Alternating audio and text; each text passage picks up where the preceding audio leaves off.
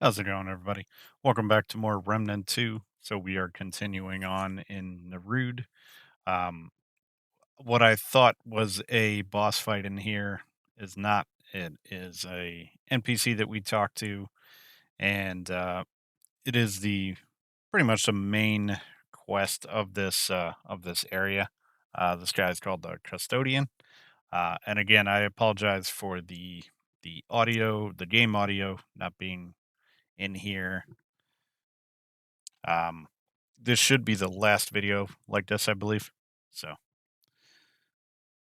we're gonna talk to this guy here and learn about what he needs, learn about him, learn about what he's doing here, learn about Narud. Um, and essentially, he's gonna ask us to gather three seeker keys. Basically, we grabbed one on the way in here in the previous episode. And then there are two more scattered throughout the zone. So we will need to pick those up. Those are our primary objectives. Um, Nerud was a pretty cool place. Essentially two overworld sections, if you will. Kind of open world areas. Just running around killing enemies, grabbing some stuff, and then there were several dungeons inside, down elevators as we saw last time, and into little uh, facilities, little towers, and stuff like that. So, all in all, pretty cool place.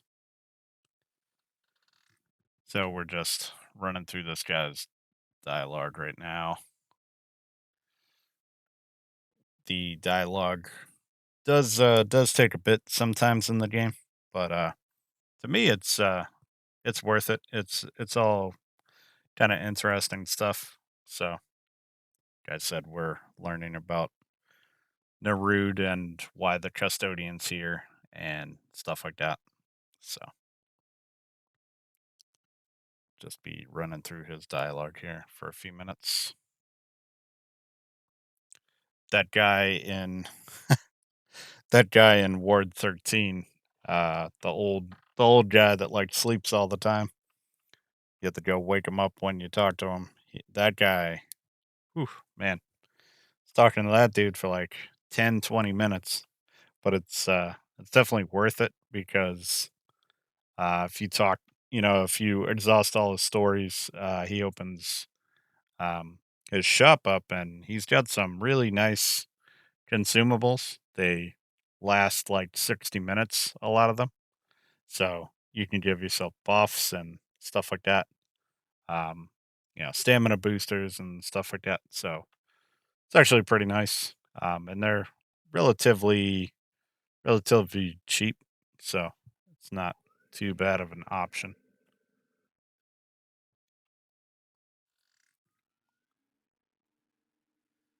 So Ellipsis Torah that he's talking about, I did find out after we um, complete this area. Essentially, he will um he will pilot and send Narud into a black hole. Um, and so that after that happens, there's like I think you have to wait like 12 hours, 12 real life hours. And then if you try and come back to Narud, there all the only checkpoint that you can go to is Ellipsis Torah. So I was after I finished this world, I was running around crazy, um, looking for other stuff because I figured there was more, and I could see like a question mark um, for like a world stone on the map, and I'm like, what am I missing? Like where is this other area? I was driving myself nuts, and come to find out, I saw something online. They were talking about the custodian, and they were like, oh. Um, you talk to him after you're done and wait 12 hours in real life, and he will he will send Narud into the black hole. I was like, oh, okay. So you get an item once you go there. I think it's a relic. So yeah. Um, I think in this first we are going to be heading towards yeah, this over here is where you put the seeker keys. So I have one already because we picked that up on the way when we got here. And then the other two we will place in here as well once we get them. And then this door will open up and we go up to the final boss of the world boss of the zone. So okay, so now we are back in Ward 13, and I am, as we saw last time, we are leveled up enough that we can do another archetype and do dual archetypes. So I've decided at this point that we are definitely going to use the summoner. So essentially, what we do is we buy that item from Wallace, and then to the right side of the menu here, you can see the quest or the exclamation point. We can select an engram. So for the summoner, uh, the prime perk Ruthless, when the summon deals damage to their minion, it causes them.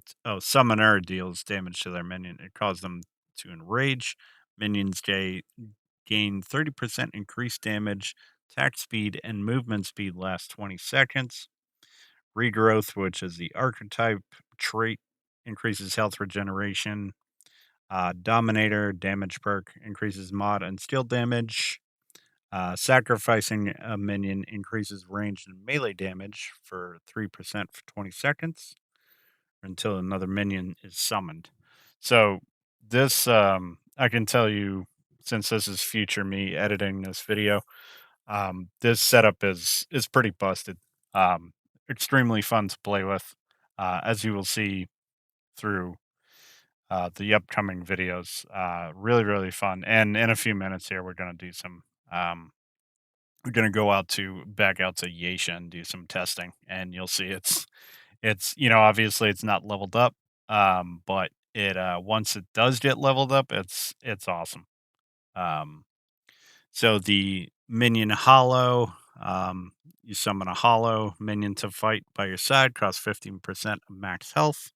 That's the press action. The hold, you sacrifice the Rude Hollow to explode, dealing 150 damage and within 525 meters.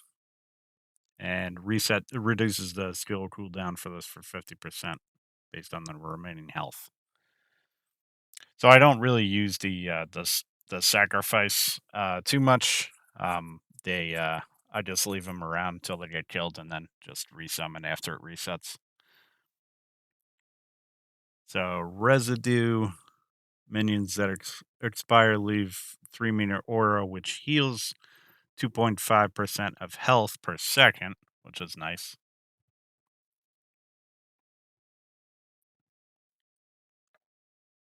And then outrage sacrifice grants 3% lifesteal for each minion sacrificed. Insight using a relic grants minions 5% health, 5% max HP per second, and increases their damage dealt by 15% last 30 seconds. So these perks and skills are pretty awesome. And then the regrowth, as I said, increases health regeneration.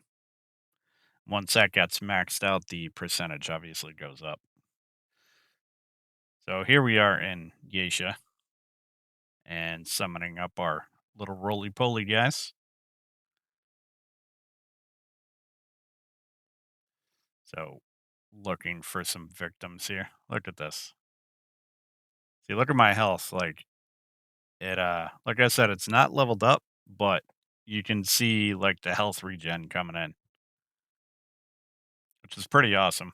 Like, this is just like running through an area and just like basic enemies.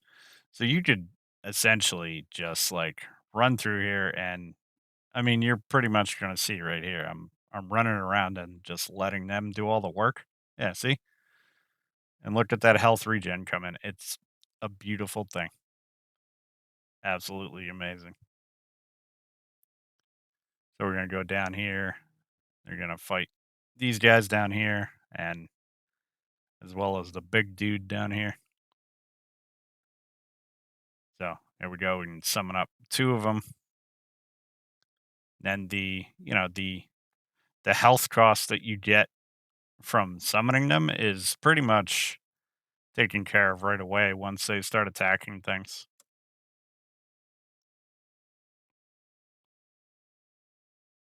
Yeah, so there's gonna be a big guy coming in a second here.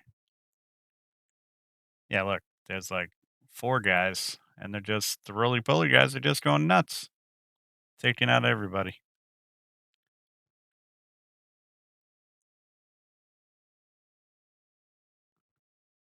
Here comes the big boy. I just I just one shot at him with my bow, which is crazy. So as you can see, this is pretty awesome, and it's only going to get better as things level up, which you'll see in future episodes. Definitely the go-to approach for solo play, I feel like. All right, so now we're in the hatchery, another dungeon. Cool little boss fight at the end of this. Different. So just gonna be, and it's just like creepy crawler guys in here. So we're just gonna be running around in here, killing the little squid guys, whatever they are.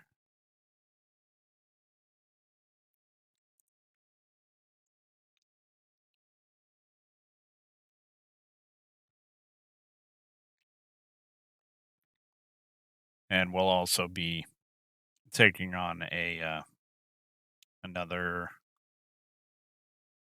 another couple dungeons in this one as well. So yeah, as you can see, just the creepy crawler guys in here. Some more of those bugs. And we got the ring of restocking.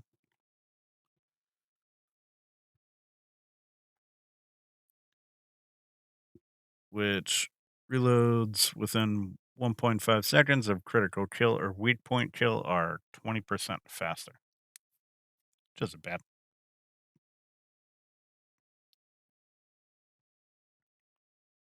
Okay, so down here, there is a locked door, and I am not sure how to open it still to this time frame. If anybody knows how to unlock this, if they've seen it in a similar dungeon, it may not be, I feel like this is an extra tile that they add to the dungeon. So it may not be in your hatchery dungeon if you have this one. It may be in another one, but if you guys know how to open that door, let me know because I was running around here quite a bit trying to figure out how to open that. Still am unsure. I think it's, yeah. So here we go with the boss fight. I think there's another door in this one that no, I think it's another dungeon. All the dungeons are starting to blend together. So this little blue parasite guy is the actual boss. Um, he burrows himself inside these bug guys, and basically what you got to do is look for. I didn't realize this at first, so it took a little longer, but you look for that blue little like tail coming out, and you want to shoot that instead of the actual bug. I mean, you can do that too, because it's going to, and as you can see, once it comes out, it's going to start jumping on you. It did that a bunch to me. Um, Kept trying to shoot it, and it kept jumping on me. It was annoying.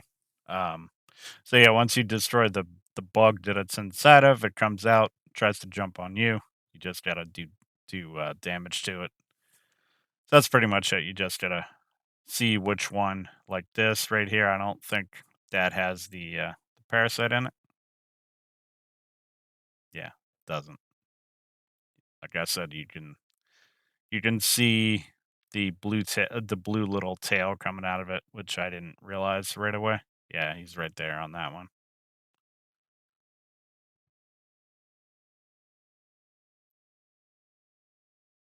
Pretty cool. Pretty cool boss fight though. If if you could call it a boss fight, encounter, I guess. I don't know. Um, Definitely different, unlike anything I've seen before. And he runs off too. So as you can see, he's pretty annoying. He jumps on you a bunch of times and then he runs off. So that bug does not have the parasite in him,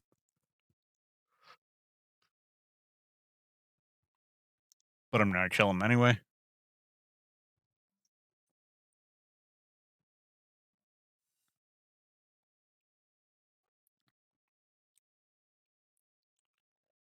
Just trying to clear out the place.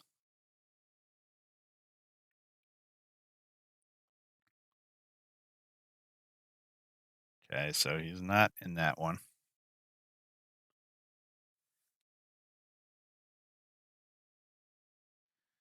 He's gonna be in another one. I got taken out the game right there.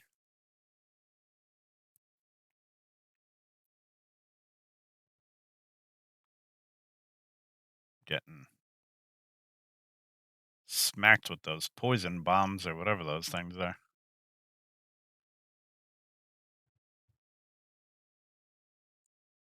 Okay, so there's the little guy. Switch up to the Tommy gun. Oh no, I don't do that yet. Yeah, see, it's so annoying. He keeps jumping on you before I can aim and fire. He's just like jumping on me.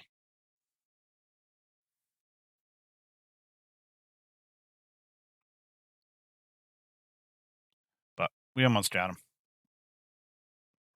Just took a couple attempts. Yeah, see, I'm putting on the Tommy gun. 'Cause the bow isn't cutting it here, and I got killed while I was trying to do that. So now that's so annoying. He keeps jumping on you. Guess I should have done melee there. Looking at the footage now, probably would have been the better option instead of trying to aim at him. But at the same time, the melee really doesn't do that much damage, so better to shoot.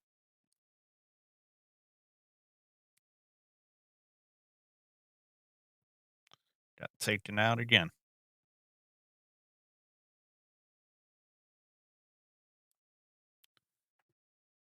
Okay, yep, he's right there. See, if you can hit him in the tail, you get some good weak spot hits on him.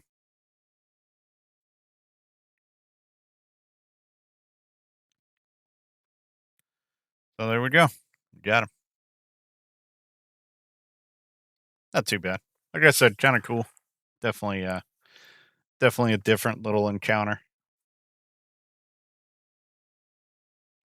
I'm gonna loot the place here.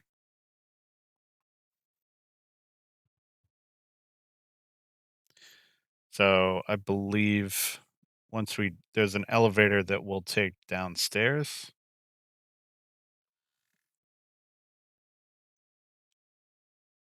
After this, I'm seeing where my tree point's gonna go. I believe I put it in AOE. 'Cause that's gonna help out the Enigma too, and the labyrinth. staff.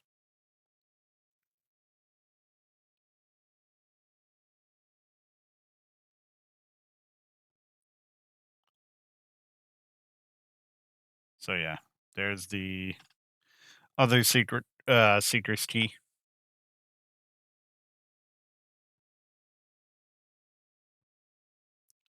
We are headed out of here now.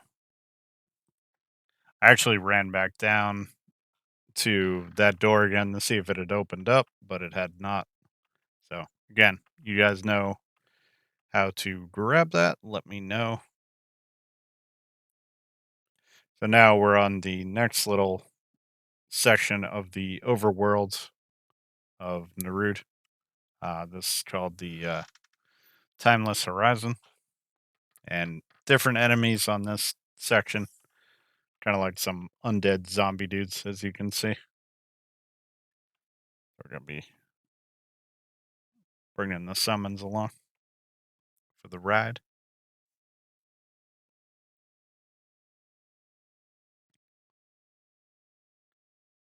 So yeah, in this section, it's like the undead guys, and then there's like these blob things that they have like a metal plate on their back, and if you can shoot that off, then they have like a kind of like a it looks, I don't know, it looks kind of like a ball on their inside that's like a weak spot. So if you can take that metal plate off and hit the weak spot, that's the best way to kill them.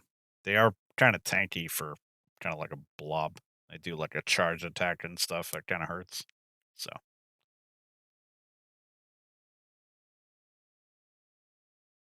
at this point in the video, I guess none of them wanted to come out and play.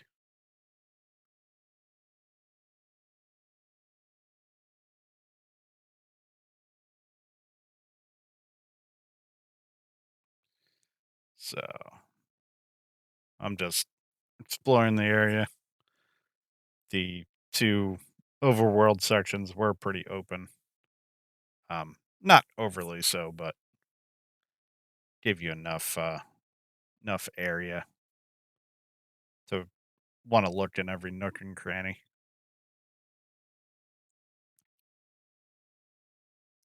More zombie dudes.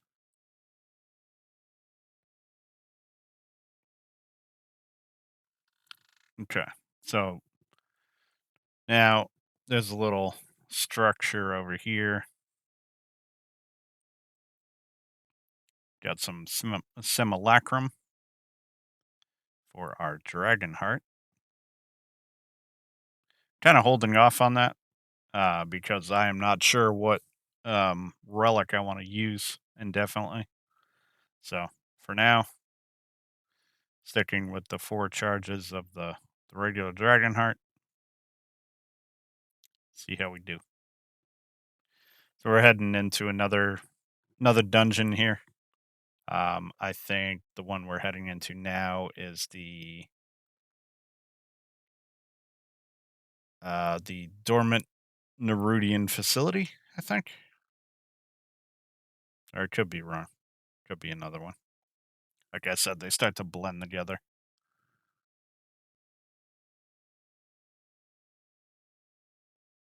See here in a second.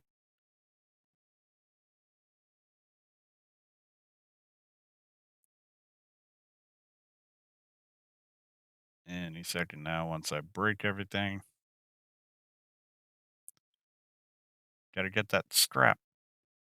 The extra scrap. Honestly, I'm getting a ton of scrap now from doing co-op and helping people. Lots of upgrade mats and scrap. It's honestly probably the best way to get materials.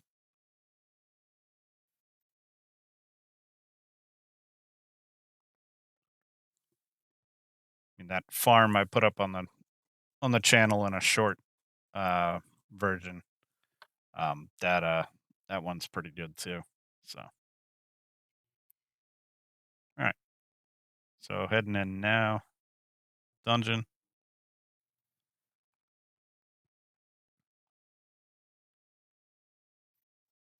and let's see.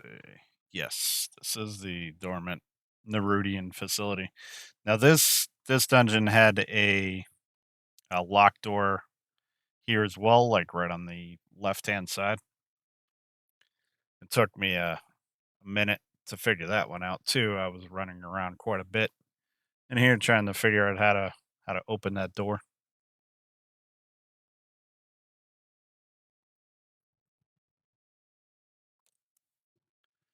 So now also in here is interesting because once you go in, they lock you in. And there's a 6 minute timer to eliminate all the creepy crawlies. Once you do that, you get some good rewards.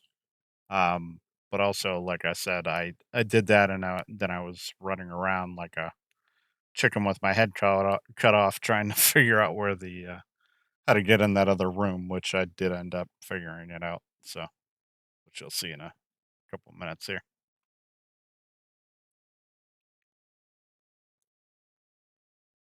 Okay, so this opens up, and there's a voice that tells you, you know, the systems or the facilities under quarantine. So you just got to run around and find all the bad guys.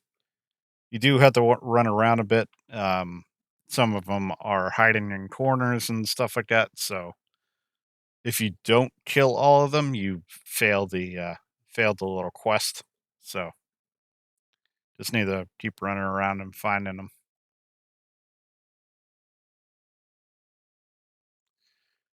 Get my roly polies out again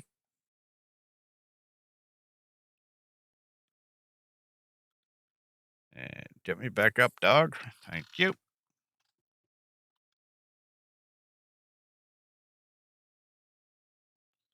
So no boss in this one. Just moving through to get all the enemies killed for the quest. Then you're good to go. Open that door back at the beginning, and should be good to go.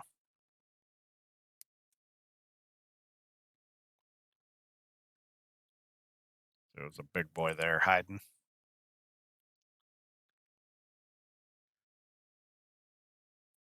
Should be one left.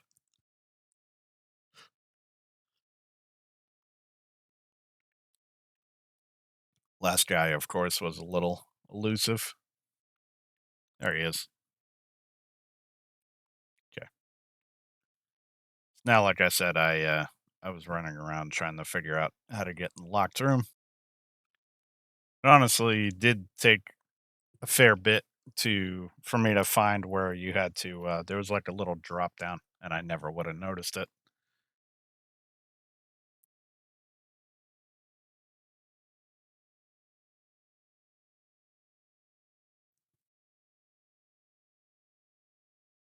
So there's a locked door. Now there is a little hatch right here. Um, but all you can do is kind of see the purple item from the other side here. There's no way to kind of like shoot something to open the door or anything like that from this side. Just there to tease you. So this is the drop down that I mentioned. I wasn't sure if it was going to work, but sure enough, it did. So you drop down off that platform, come through here.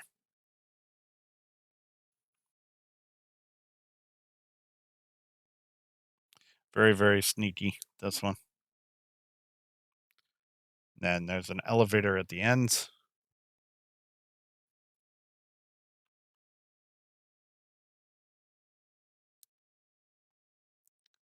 And then down this way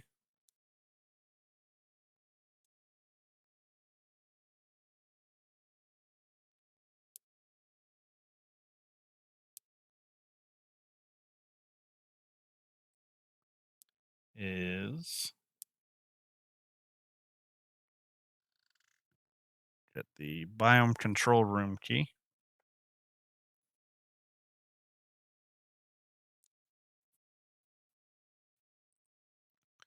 Now that's to leave the dungeon. Obviously, we're not going to use that because we need to go back to the beginning. There is a guy over here with a tape recorder or a voice log if you wanted to listen to that.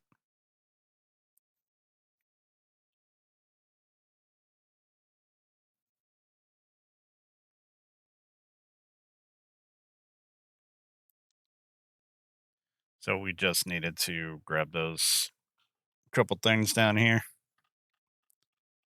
This guy talking away. So now we're back at the door and we should be able to open it to get our wonderful purple item inside.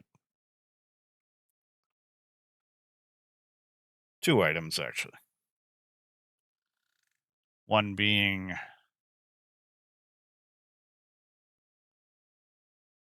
the memory core 2 and toxic release valve relic. Or no, that's an amulet.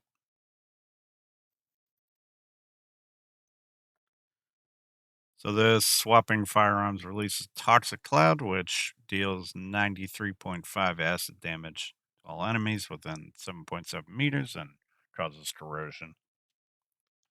So that is really about it for this one, guys. We will continue on in the next one, continuing through Narud and the other dungeons that are available. So, like I said, the game audio should be fixed in the next one. So, hopefully, you're all doing well. Stay tuned. More coming at you. Take care.